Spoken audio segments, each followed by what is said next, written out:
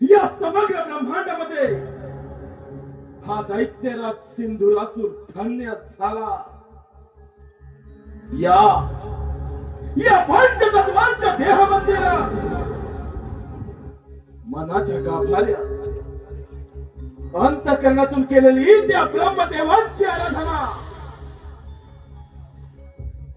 आणि त्याच आराधनेचे फळ या नरदेहास वधूवंचित असा वर प्राप्त झाला. ब्रह्मदेवाने शस्त्र प्रदान केले, ज्या शस्त्राच्या बळावर या नरदेहाला अंत नाही, ज्याचा कोणीही पराभव करू शकणार नाही, ज्याचा पराभवच नाही,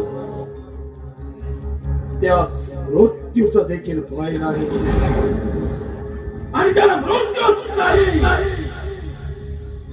असा नरदेह हा दैत्यराज सिंधुरासूर